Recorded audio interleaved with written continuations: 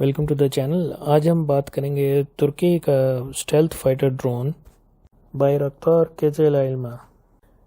یہ stealth fighter drone aerial warfare میں ایک ریولوشن لے کے آ رہا ہے. اس کے اگر آپ کانسیپٹ پہ جائیں تو لٹرلی آپ کو ایسے لگے گا کہ یہ کوئی سائی فائی مووی کا اسکرپٹ ہے، جبکہ یہ ٹیکنالوجی اب صرف سائی فائی موویز تک محدود نہیں رہے گی، بلکہ یہ ایکچولی ہمارے ورلڈ میں اس پہ کام ہو رہا ہے اور اس کو ڈیولپ کیا گیا ہے.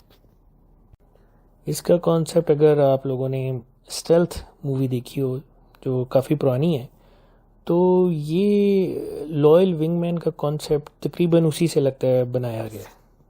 یہ drawn on board high speed computers کی مدد سے ریئل ٹائم میں مشن پیرامیٹرز کو اسیس کرتا ہے اور مشن کو ایگزیکیوٹ کرتا ہے.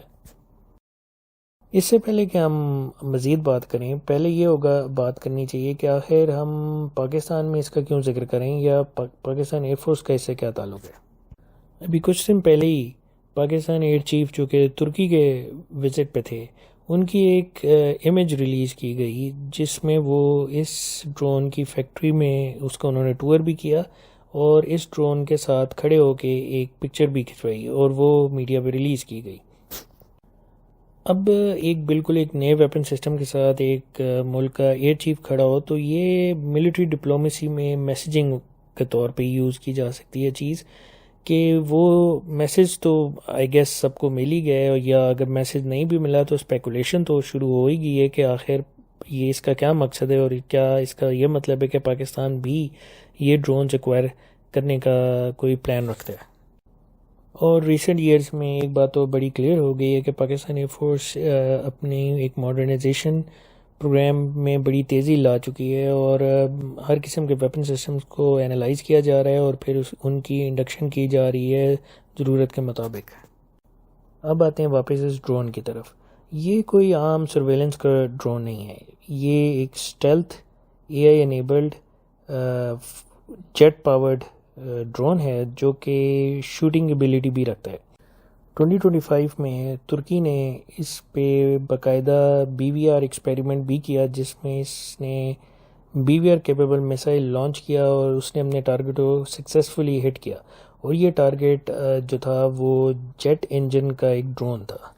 تو مطلب یہ کہ ہوا میں ایک موونگ ٹارگٹ کو اس نے ہٹ کیا، جس سے یہ پروو ہوا کہ یہ فائٹر جیٹس کو ٹارگٹ کر کے BVR رینج پہ ہٹ کر سکتا ہے. اس اسٹیلتھ ڈرون کا جو کامبیٹ ریڈیس ہے وہ 500 ناٹیکل مائلز ہے اور اس کی جو میکسیمم سپیڈ ہے وہ 0.9 میک ہے. اس کے علاوہ اس میں جو پے لوڈ کیپیسٹی ہے وہ ہے 1500 کلو گرامز. اس کے علاوہ اس میں مراد کلاس کا ایسا ریڈار ہے اور ویپنز انٹرنل بے میں رکھے جاتے ہیں، جس کی وجہ سے اس کی جو اسٹیلتھ پروفائل ہے وہ ڈیمیج نہیں ہوتی. اچھا، پاکستان جو ہے وہ چائنیز اور ٹرکش ڈرونز کو آلریڈی آپریٹ کرتا ہے، جس کی وجہ سے اس ڈرون کو بھی اپنی فلیٹ میں انٹیگریٹ کرنا پاکستان کے لیے کوئی زیادہ مسئلہ نہیں ہوگا. دوسرا، اگر جوائنٹ پروڈکشن بھی ہوتی ہے تو تب بھی پاکستان کی جو ڈرون فلیٹ ہے اس کو بہت زیادہ بوسٹ ملے گا. اب دیکھتے ہیں کہ یہ جو ڈرون ہے یہ اڑتا کیسے، کام کیسے کرتا ہے، کنٹرول کیسے ہوتا ہے. پہلا تو ہے آٹونومس کامبیٹ پائلٹ سسٹم. یہ مینیج ہوتا ہے اس کے آن بورڈ کمپیوٹر سے، جو کہ اسمارٹ فلیٹ الگوریدمز کو مینیج کرتا ہے فیز بائی فیز، جس سے یہ اپنی فلائٹ کو مینٹین کرتا ہے اور BVR آپریشنز کو، انگیجمنٹس کو جو ہے وہ کیری آؤٹ کرتا ہے. پٹرولنگ کے جو ہوتے ہیں مشنز جن کو کامبیٹ ایئر پٹرولز کہا جاتا ہے وہ مینیج کرتا ہے. اور ایویسو مینوورز جن میں جیسے اگر یہ لاک ہو جائے تو اس نے کیسے لیفٹ رائٹ جانا ہے، ادھر ادھر کرنا ہے، یہ اس کو مینیج کرتا ہے. اور یہ سب کچھ ہوتا ہے پائلٹ کے بغیر. یہ اس کا جو اندر آن بورڈ AI سسٹم ہے یہ وہ سارا کچھ خود مینیج کرتا ہے.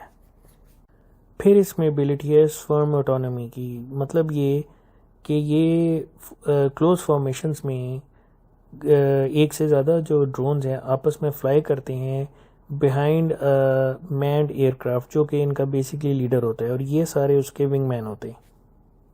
اور آخر میں سینٹرل کمانڈ کا رول آتا ہے، جس میں ہیومن آپریٹرز گراؤنڈ اسٹیشن پہ بیٹھے ہوئے mission directives, rules of engagement ان کو فیڈ کرتے ہیں ریئل ٹائم میں، اور اس کے علاوہ وہ ٹیک آف اور لینڈنگ میں جو ہے وہ اپنا رول پلے کرتے ہیں۔